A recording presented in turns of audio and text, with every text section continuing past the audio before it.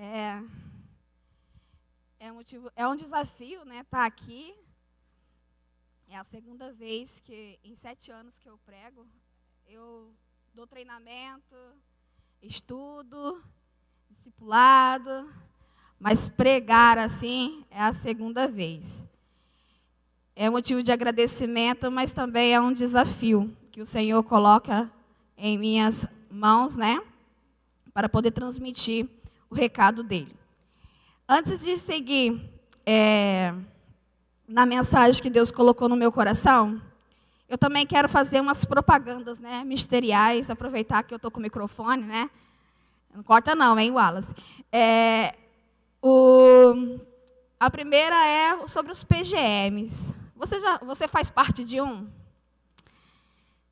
Por enquanto nós estamos online, mas a partir em fevereiro nós pretendemos voltar a alguns PGMs presenciais.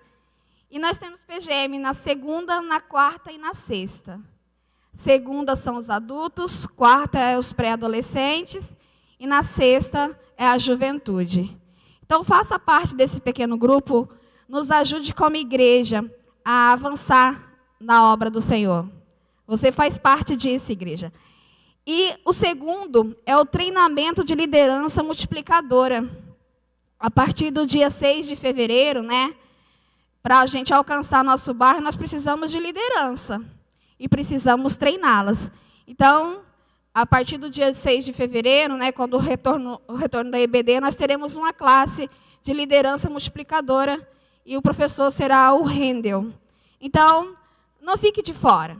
Entre em contato comigo, ou se você não conseguir meu contato, com a secretaria da igreja. Eu tenho certeza que Deus está chamando você. Então, você precisa se capacitar para o que o Senhor quer fazer nessa cidade, nesse bairro. Então, essa é a sua oportunidade.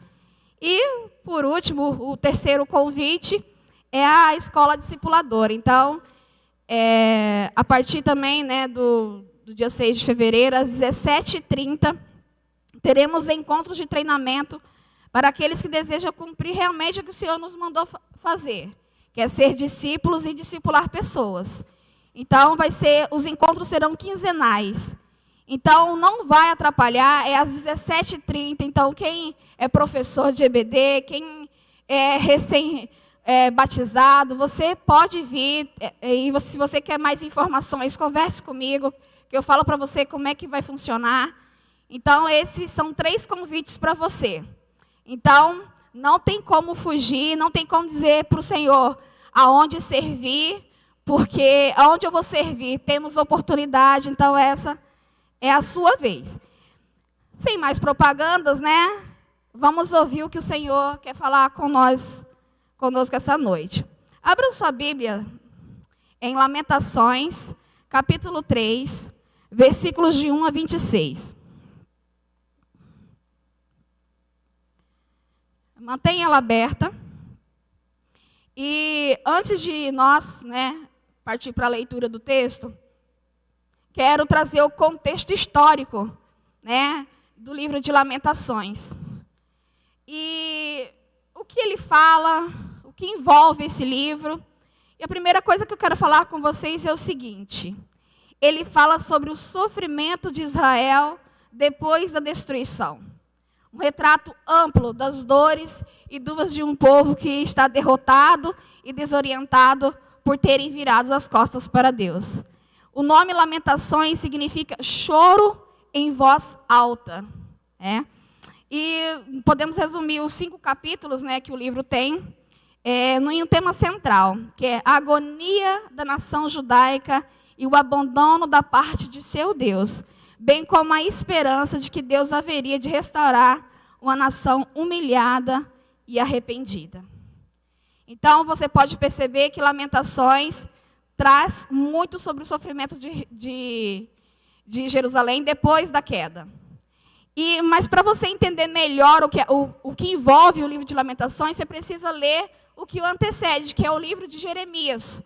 Né? Esse profeta ele recebeu a missão de Deus de anunciar o castigo de Deus ao povo. Apesar de alguns teólogos falarem, né, que não é de autoria de Jeremias, a tradição judaica afirma com clareza que Lamentações foi escrito pelo profeta Jeremias. E o que eles dizem, eu achei algo muito interessante, que uma das coisas que são ditas é a seguinte: Jeremias se assentou a chorar e compôs este lamento por Jerusalém. Cada letra foi escrita com uma lágrima, cada palavra com o pulsar de um coração partido. Ele é conhecido como profeta chorão. Ele profetizou e viu várias coisas, entre elas o povo sendo destruído, os muros da cidade, que era a honra do povo, né, a proteção do povo, caídos, torres, casas, palácios destruídos, morte e sofrimento através da invasão dos babilônios. Ele foi preso, ameaçado, tentaram tirar sua vida, foi forçado a fugir, humilhado publicamente, lançado em um poço por anunciar o castigo. Jeremias recebeu seu chamado ele ainda muito cedo, e o que Deus chamou ele para fazer exigiria muita dor e desafio. Jeremias chama, clama ao povo por arrependimento, mas o povo não ouve.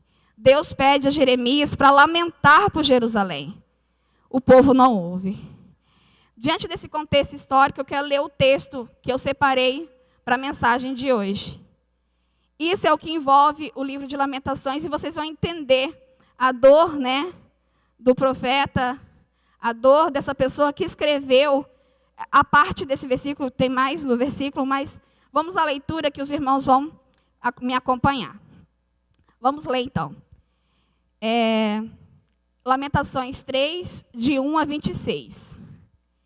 Eu sou aquele que sabe o que é sofrer os golpes da ira de Deus. Ele me levou para a escuridão e me fez andar por caminhos sem luz. Com a sua mão me bateu muitas vezes o dia inteiro. Deus fez envelhecer a minha carne e a minha pele e quebrou os meus ossos. Em volta de mim, ele construiu um muro de sofrimento e amargura. Ele me fez morar na escuridão, como se eu estivesse morto há muito tempo. Deus me amarrou com pesadas correntes. Estou na prisão e não posso escapar. Grito pedindo socorro, mas ele não quer ouvir a minha oração. Não posso seguir em frente, pois com grandes blocos de pedra, ele fechou o meu caminho. Deus tem sido para mim como um leão de tocaia, como um urso pronto a atacar. Ele me afastou do caminho, me fez em pedaços e depois me abandonou. Ele armou o seu arco e fez de mim o alvo das suas flechas. As flechas atiradas por Deus entraram fundo na minha carne. O dia inteiro as pessoas riem de mim. Elas zombam de mim nas suas canções. Deus me encheu de comidas amargas e me fez beber fel, até eu não poder mais. Ele esfregou o meu rosto no chão e quebrou os meus dentes nas pedras. Já não sei mais o que é paz e esqueci o que é felicidade. Não tenho muito tempo de vida e a minha esperança no Senhor acabou. Eu lembro da minha tristeza e solidão, das amarguras e dos sofrimentos. Penso sempre nisso e fico abatido. Mas a esperança volta quando penso no seguinte: o amor do Senhor Deus não se acaba e a sua bondade não tem fim. Esse amor e essa bondade são novos todas as manhãs. E como é grande a fidelidade do Senhor. Deus é tudo o que eu tenho, por isso confio nele. O Senhor é bom para todos que confiam nele. O melhor é ter esperança e aguardar em silêncio a ajuda do Senhor. Oremos. Senhor, eu quero te agradecer pela sua palavra. Que ela possa, Deus, alcançar os corações. Que o Senhor possa, Deus, completar, Deus, aquilo que eu não consegui expressar aqui. Que o Senhor cause transformação, porque eu acredito que quando a sua palavra é semeada, ela atinge, Deus, ela cumpre um propósito. Então, que essa sua vontade seja feita. Assim eu oro e te agradeço em nome de Jesus. Amém. Deixa o texto aberto que a gente vai voltar em alguns versículos. Vocês podem perceber que o versículo é um misto de dor, sofrimento e de esperança. É um misto. Ele começa colocando a sua dor e depois você vê a esperança dele, da misericórdia de Deus. Então, eu quero falar com vocês hoje sobre fé, combustível para continuar. Novamente, fé, combustível para continuar. Você sabe o que é combustível? Né? O significado de combustível? Todo mundo sabe, né? Combustível é álcool, gasolina, né? Etanol, essas coisas assim, todo mundo sabe. Mas qual é o significado do termo, né? Combustível. Eu fui atrás e encontrei alguns, né? A gente tem que pesquisar na Bíblia, pesquisar também os termos no dicionário, para não falar besteira. Então, eu encontrei alguns para definição desse termo, que significa substâncias que queimamos para produzir calor. Matéria-prima que se usa para gerar energia e calor. Substância que serve para arder, que incendeia, que provoca desordem. O que isso tem a ver com o tema, né? Com Jeremias, com fé. Então, definição de combustível tem tudo a ver com fé. Então, resolvi pegar emprestado esses conceitos que eu encontrei para definir fé. Então, ficou assim. Fé é que produz em nós o desejo, o calor para continuar. Aquela agitação, aquela coisa assim que, cara, está tudo dizendo para você parar, mas ela produz em você algo para continuar. A fé gera energia em nós, faz com que nosso coração continue a pulsar através das circunstâncias. A fé quebra tudo, organiza nossos planos, pensamentos. Não tem como a fé não mexer no espaço onde está sendo exercida. Ou seja, não tem como um coração cheio de fé ou abastecido pela fé passar desapercebido onde ele está. Então, a fé é um combustível eficaz para o agir de Deus. E no texto que nós lemos, nós encontramos uma pessoa que estava sofrendo pela mão de Deus, e suas palavras nos fazem entender algumas questões sobre a fé como combustível. E a primeira coisa é, já que a fé é o nosso combustível, precisamos saber em quem ou em que ela está depositada. E para esse primeiro tópico, eu escolhi o versículo 24 e 25. Ele diz assim: Deus é tudo o que tenho, por isso confio nele. O Senhor é bom para todos que confiam nele. Em Jeremias 15:16, ele também diz assim: Quando descobri tuas palavras, devorei-as, são minha alegria e dão prazer ao meu coração, pois pertenço a ti, ó Senhor, Deus dos exércitos. Quando digo que Deus é tudo o que eu tenho e que pertenço a Ele, quero declarar que Ele é suficiente para mim. Quando digo que Deus é tudo que eu tenho e que eu pertenço a Ele, quero declarar que Ele é suficiente. A fé é um combustível que nos movimenta. Mas em quem está depositada a sua fé? A minha pergunta é essa para você. Em quem está depositada a sua fé? Ela é o combustível. Ela é eficaz, ela te faz movimentar, mas em quem ela está depositada? É nas circunstâncias? É no que você ganha? Ou na promessa que recebeu de alguém em particular? Ou em si mesmo? Não, eu confio porque eu sou capaz, eu tenho força, sou capaz. Não, sou eu, é eu. A sua fé está depositada em você? Aconteceu um fato engraçado dos eventos, né, da Junta de Missões Nacionais, onde eu fui trabalhar. A gente foi trabalhar na evangelização no Morro do Encontro. Aí a gente foi subir uma comunidade. Aí tinha um homem, um rapaz, uma mulher na janela, ela gritando comando vermelho. Eu falei, será que é Flamengo? Comando vermelho, né? Sei lá, é Flamengo. Aí, e eu, né? Depois que eu entendi que é uma ação da polícia, Aí eu perguntei para o rapaz, né? Eu falei assim, posso subir? Ele, pode. Ninguém encosta em vocês. Aí eu falei, aham, vou acreditar em você mesmo. Vai, dá um negócio ruim lá, a primeira perna para quem te quer, né? Você corre, e cadê a proteção que ele disse que ia me dar?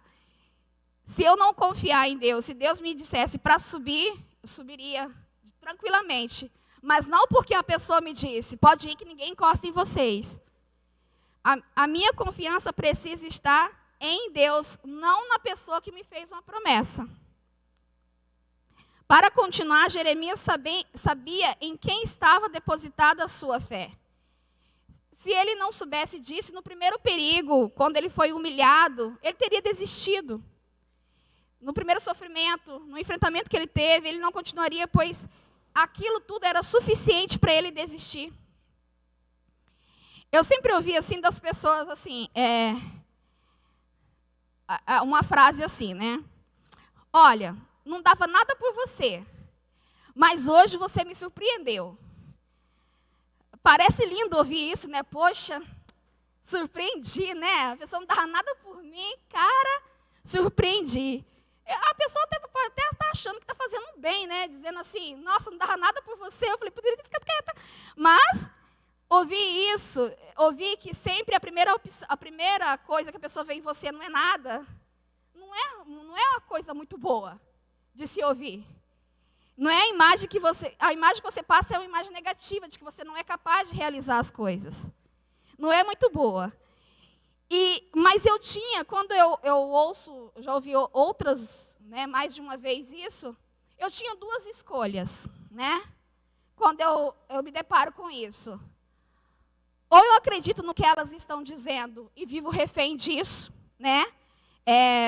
E procurando a todo custo provar que sou capaz. Ou eu creio no que Deus diz que eu sou, no Deus que me chamou.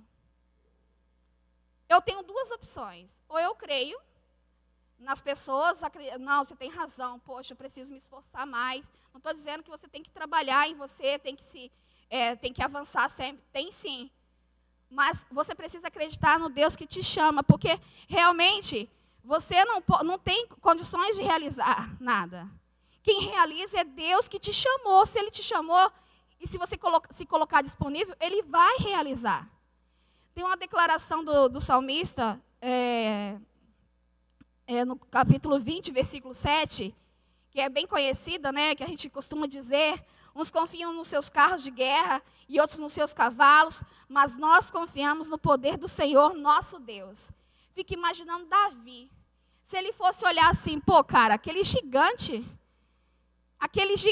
lá, o pessoal falando, debochando dele, do tamanho dele. Se ele fosse olhar porque as pessoas estavam dizendo, pô, tu não é capaz não, cara. Ele teria desistido, mas ele não, eu vou com a força do Deus vivo. Ele sabia em quem estava depositada a fé dele. Essa é a chave. A fé só será o combustível eficiente se estiver depositada na pessoa certa, que é Deus. Muitas vezes nos decepcionamos e nos desviamos da vontade de Deus por não depositar nossa fé no Senhor. Vivemos refém dos outros. Não quero dizer que não devemos confiar nas pessoas, mas não depositar a nossa fé nelas. Porque o ser humano é falho. Se eu e você podemos falhar, por que as pessoas não podem? Se você está sofrendo por depositar sua fé no homem, volte o seu coração para Deus. Deposite em Deus. E se você não está, pare e reflita para ter certeza em quem está a sua fé. Lembrando, a fé só será um combustível eficiente se estiver depositado na pessoa certa, que é Deus. A segunda coisa que eu quero falar, que eu percebi no texto a respeito da fé como combustível é, já que a fé é o nosso combustível, precisamos ser sinceros e abrir nosso coração diante de Deus.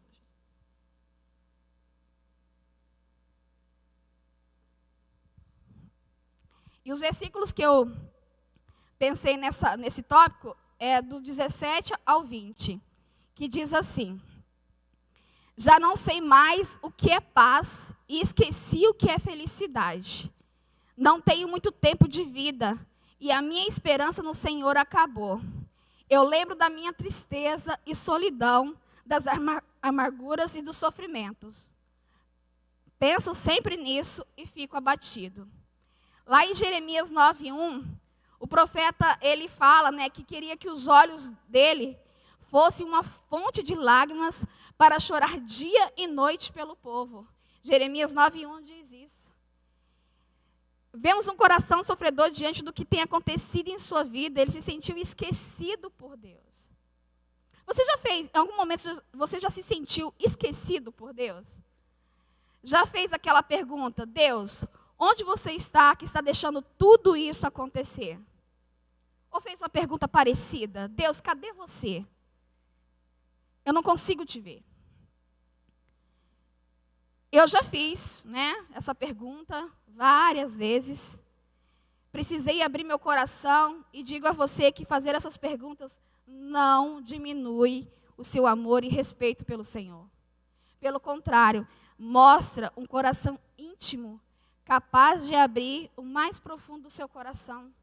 Você está se abrindo, você está conversando com Deus. O que Ele vai dizer depois, é entre você e Ele. Mas você precisa ser sincero diante de Deus, precisa mostrar quem você é, o que você está sentindo, para Ele poder tratar, curar você. Porque se você não fizer isso, é curar pela metade, pedaços.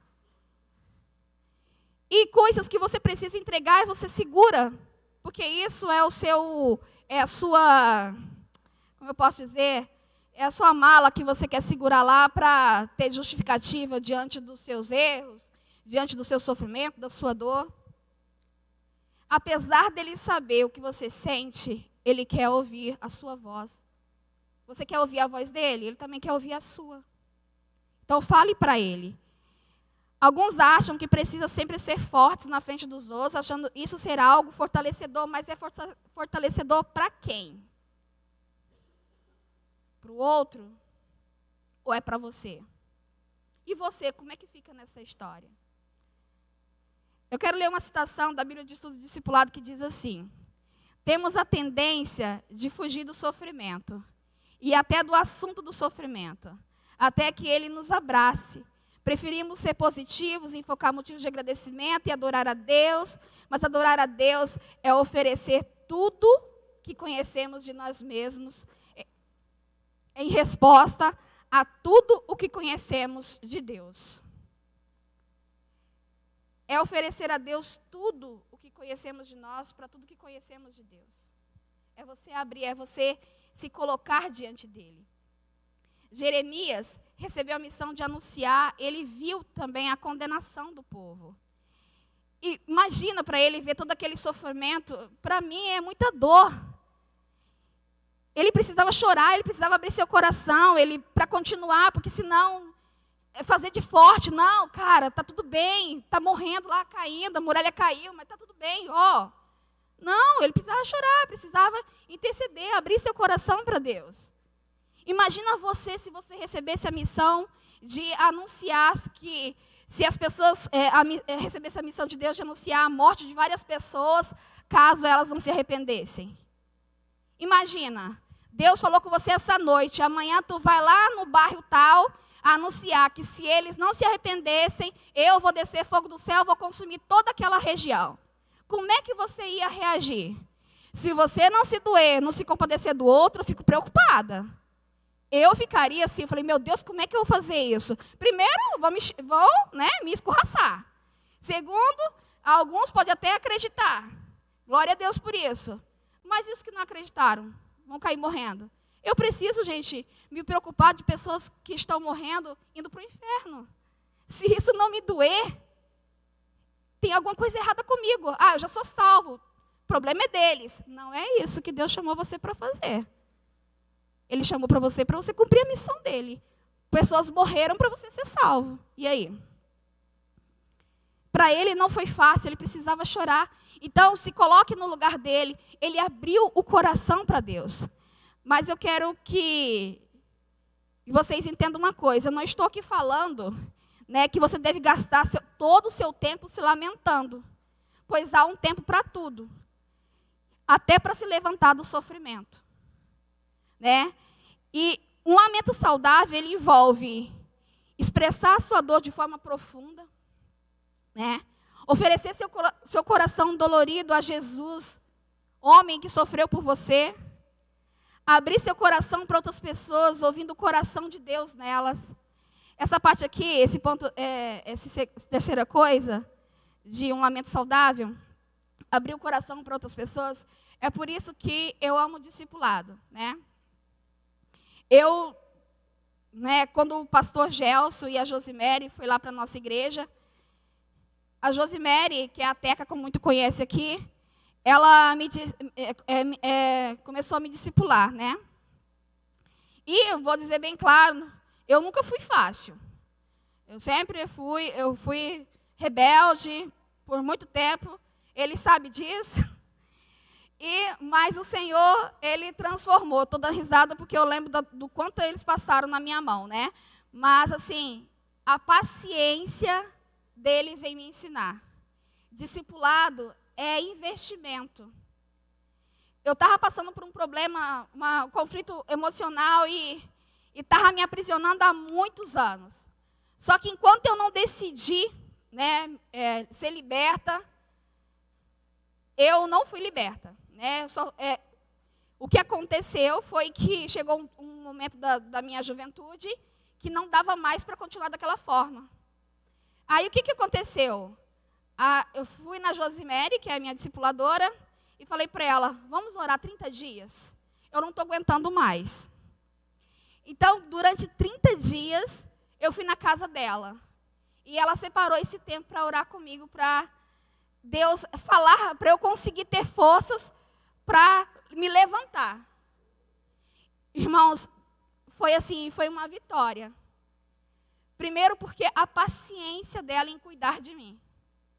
Então, quando você abre o coração para outras pessoas, você ouve o coração de Deus nela. Eu vi a paciência. Josimere, minha discipuladora, ela nunca me dá a resposta. Eu não gostava disso. Eu fui lá para perguntar, eu queria que ela me desse a resposta. Mas ela não, ela me devolvia a pergunta. Aí eu falei assim, Jônia, mas eu vim aqui para ter uma resposta. Ela ia me devolver a pergunta. Lógico, com aprofundamento e tal. E me fazia pensar, eu não gostava, né? Se eu quisesse saber, entender alguma coisa, ela, né, me ensinava, teria essa paciência, mas nunca me dava a resposta. Então, isso me ajudou. Me ajudou, foi trabalhando na minha vida. Então, me ajudou a me levantar do lamento. Então, existe um tempo para você se levantar. A quarta coisa do lamento saudável é sonda o coração para ver se há algo do qual você deva se arrepender.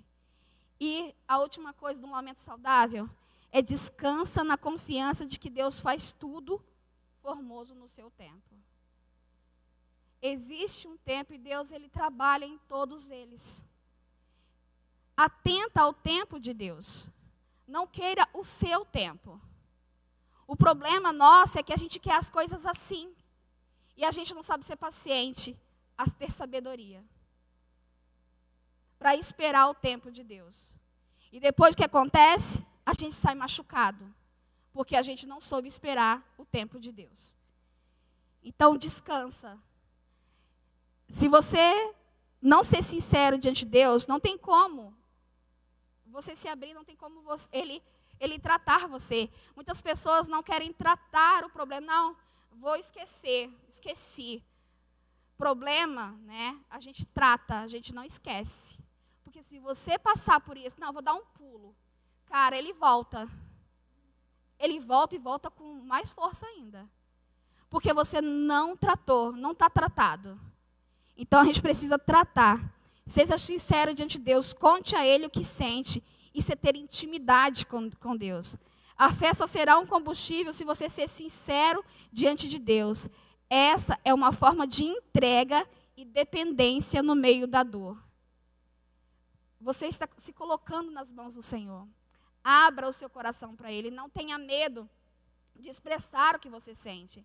Nos meus momentos mais especiais com Deus foi quando eu abri o meu coração, quando eu entreguei para Ele aquilo que já não aguentava mais segurar para mim. Então, é libertador quando você faz isso. Não queira ser aquela pessoa super forte, aquele super adorador. Adorar é dizer para Deus, é você entregar tudo, adorador por excelência. É aquilo que vem de dentro para fora, não é externamente. A adoração vem de dentro para fora. Então, se você quer ser sincero diante de Deus, coloque o que está aqui dentro para fora.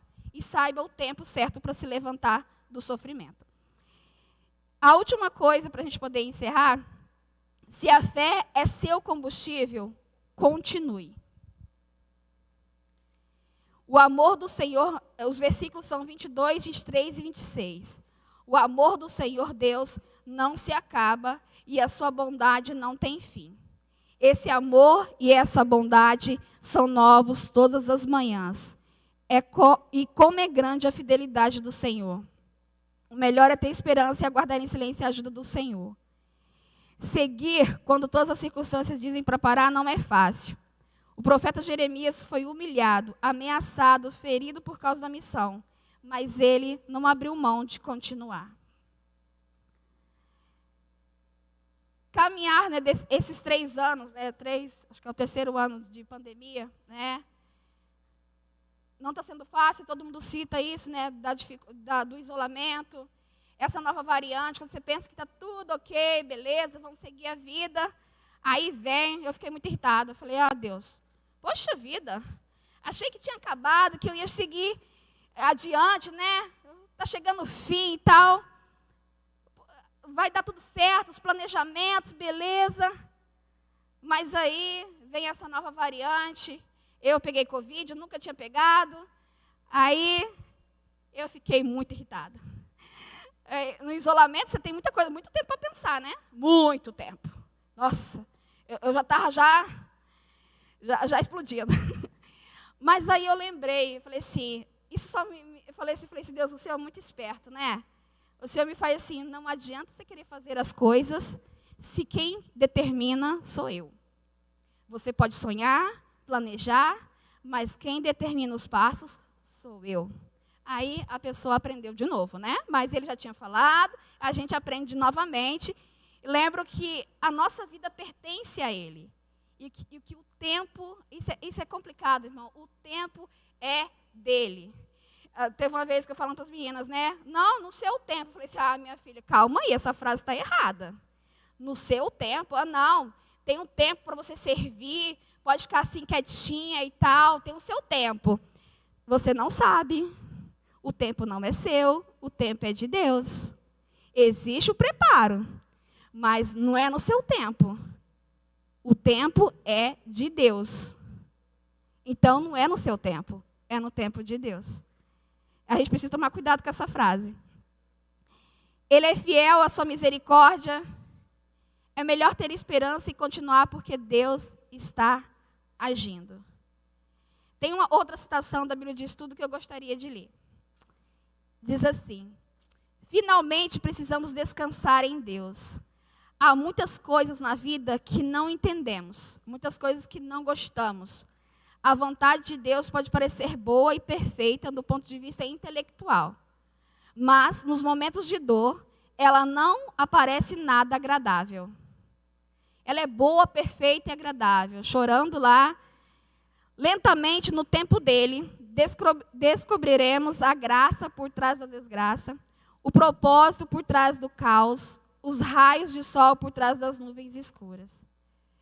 Perseverando em segui-lo, em falar com ele, em expressar nossas dúvidas e dores a ele, Deus nos ajudará a sair do vale e a poder olhar para trás e ver o que ele fez em favor de nós. Geralmente, existem propósitos internos e externos, e muitas vezes os internos são maiores. Deus, ele, na caminhada, né, com ele, a gente sabe, por exemplo, quando eu decidi dizer sim para o chamado missionário, eu já sabia que não era fácil, né? Mas não sabia que era tanto. Mas, quando eu comecei no seminário mesmo, no próprio seminário, eu já tive o choque de cultura, eu tive choque cultural, choque de temperamento, lá dentro mesmo, A nossa diretora, ela tratava todas as áreas da nossa vida, né? Convivência, você, mais 5 pessoas no mesmo alojamento, pessoas de cidades diferentes, temperamentos diferentes. As meninas reclamavam que às vezes, né, eu queria me isolar. Eu sentava na cama de baixo e fazia uma cortina assim, na beliche, porque eu não queria contato com o mundo externo. Então, assim, elas ficavam bravas, porque se a diretora visse aquilo, ela iria chamar minha atenção, né? Como é que uma missionária faz isso? Mas chegou um momento que estava difícil. As pessoas acham, não, é no seminário cristão, beleza, ó. Perfeito, Ângela, é tranquilo. Não, meus irmãos. Deus trabalha, Deus trata. Para continuar, eu tive que ter convicção de que Deus realmente me colocou naquele local, que Deus me chamou. Jeremias, ele foi até o fim em sua missão. Não desistiu, ele anunciou, chorou e continuou. A fé em Deus te capacita a seguir. Eu li um texto essa semana, né, do devocional, que fala que os irmãos, né, acho que os discípulos Pedro e João, se eu não me engano, eles estavam sofrendo duras perseguições. E eles, depois de terem sido interrogados pelos chefes lá, eles oraram a Deus, em vez de pedir, Senhor, tira, falou muito comigo esse devocional, em vez de falar assim, não, tira essa perseguição, chega, para, não. A oração foi, Senhor, nos dê coragem para continuar anunciando a sua mensagem. Cara, como aquilo falou comigo. Me dê coragem para continuar. Eles poderiam ter usado a oração para falar outra coisa. Senhor, acaba com isso, tira a perseguição e tal. Mas não, dê coragem para continuar, mesmo com a perseguição. Eu estava conversando com a Viviane essa semana sobre Elias. Elias, ele, depois de ter enfrentado os 400 profetas, deve estar todo cheio, né, da unção e tal. Mas aí, quando viu a ameaça, ele fugiu. Mas sabe o que Deus fez? Cuidou dele na fuga. Olha como é que Deus é perfeito. Foi lá, preparou comidinha para ele. Na fuga, irmãos. E depois ele continuou a missão. Você viu como é que Deus trabalha para você continuar aquilo que Ele te chamou para fazer? Deus, Ele trabalha. E vai chegar um dia em que não haverá mais essas dores que eu estou falando aqui para vocês. E você vai dizer, valeu a pena. Ah, irmãos, como eu quero dizer essa frase. Valeu a pena. Combati o bom combate. Acabei a carreira. Nossa, é maravilhoso poder dizer para Deus, valeu a pena, Pai. Valeu a pena. Tem uma canção que eu gosto muito, que ela diz assim, eu não vou cantar porque os irmãos não merecem me ouvir cantando, mas Deus, assim, me deu, eu falo muito, então eu posso falar. O refrão da canção diz assim, és o meu alívio, tudo que eu preciso vem aqui comigo para eu continuar. Que me impulsiona todos os dias para eu não parar. Tu és o motivo, Jesus, que eu tenho para avançar. És o meu alívio, a força e o ânimo que eu necessito para prosseguir. Se eu não desistir, o motivo é porque sempre esteve aqui, nos piores momentos, dizendo que nunca desiste de mim. Para onde eu irei, se o que eu preciso só encontro em ti? Essa última frase mexeu muito comigo nessa música. Para onde eu irei, se o que eu preciso só encontro em ti? Irmãos, eu não tenho outro lugar para ir. Eu não tenho outra vontade que eu quero fazer, a não ser a do Senhor. Para onde eu posso ir? Tem alguém, outra pessoa que pode me garantir a eternidade? Tem outra pessoa que pode garantir que vai estar comigo em todos os momentos? Tem? Não tem. Tem alguém que estava comigo desde o meu nascimento até aqui, que cuidou de mim, cuidou da minha família, sustentou a gente, prometeu ser fiel? Não tem. Então, para onde eu vou, se o que eu preciso eu só encontro em ti? O Senhor é o nosso motivo de continuar. Eu já tive vontade de desistir várias vezes. Eu tenho 34 anos, então já tive vontade de desistir várias vezes. Você é filho de Deus, mas você é humano. Então não vá para longe. Convide Deus que Ele vem. Chame por Ele. Deus, Ele não erra. Essa semana eu mandei uma mensagem para a galera. Deus não erra quando escolhe alguém. Ele pagou um preço caro por mim e por você. Está difícil, eu também acho. Mas ele diz, vinde a mim, vocês que estão cansados e sobrecarregados, que eu vos aliviarei. Esse é o convite do Senhor. Aceite e continue o que Ele mandou você fazer. O carro, ele precisa ter combustível para mover, e você precisa de Deus para continuar. Deposite sua fé nele, seja sincero e continue. Se precisar recomeçar, comece. Nosso Deus é o Deus do recomeço. E essa mensagem que Deus falou no meu coração, e eu quero convidar você, eu quero fazer 3 apelos para você. Assumir esse compromisso de entrega. O primeiro apelo que eu queria fazer para você, nesse momento, eu queria que você em casa, abaixasse a sua cabeça, fechasse seus olhos. E você que está aqui também, que você abaixe a sua cabeça, feche seus olhos. A fé, ela é um combustível. Mas você precisa saber em quem ela está depositada. Seja sincero. Não fique colocando desculpas diante de Deus. Não segure aquilo que Deus está pedindo para você largar nas mãos dele. E continue, não retroceda. Continue. O primeiro apelo que eu quero falar para você, se você nessa semana, eu não sei o que passou na sua vida, na sua casa, mas se você nessa semana diz para Deus, Deus, eu não quero mais, está difícil, eu desisto.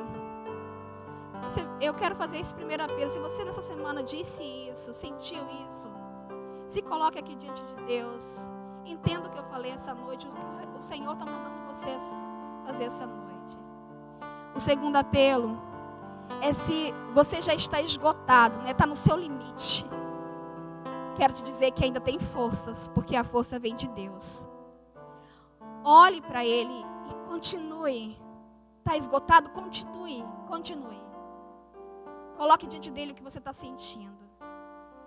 E o terceiro apelo é se você quer ter a certeza de que Deus está com você, quer ter a certeza da eternidade, eu convido a você a entregar a sua vida para Deus.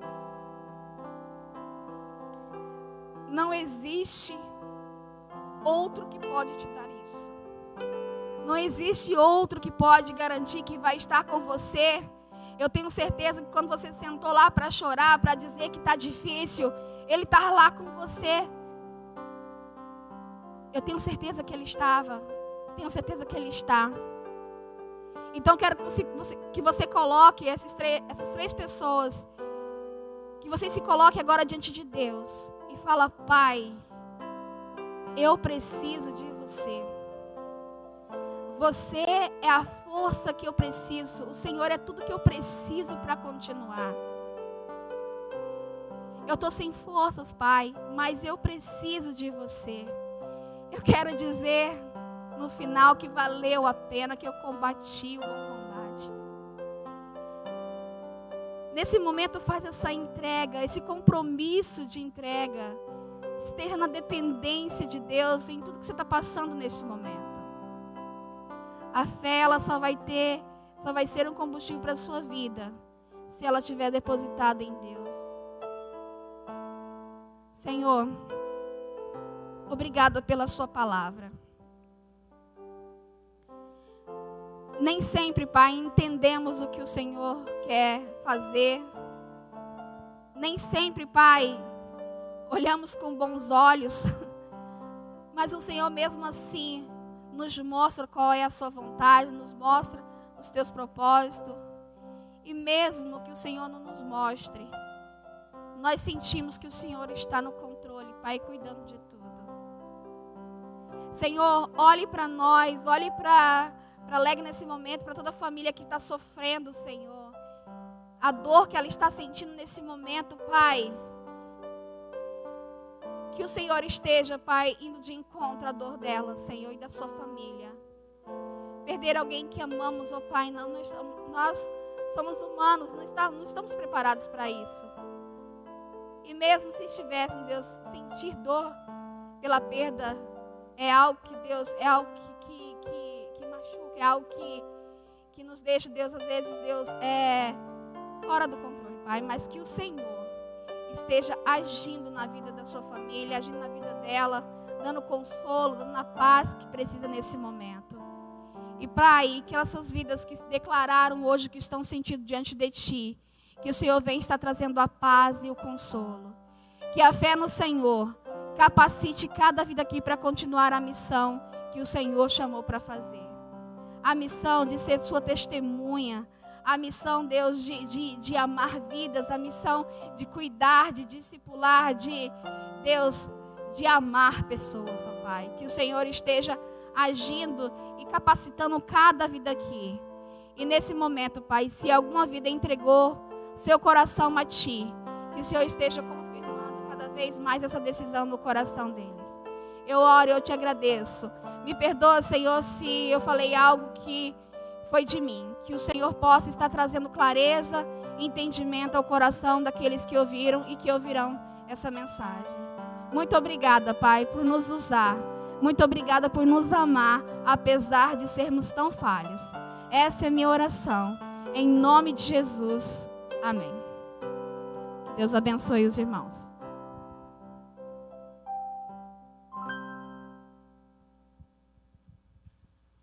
Nós agradecemos a Deus pela vida da irmã Ângela e pedimos que Ele continue te usando, Ângela, para a honra e glória do nome dEle. Estamos encerrando, irmãos, o nosso culto e estaremos mais uma vez entoando aquele cântico maravilhoso que diz, primeiro amor. Logo após estaremos dando a bênção apostólica.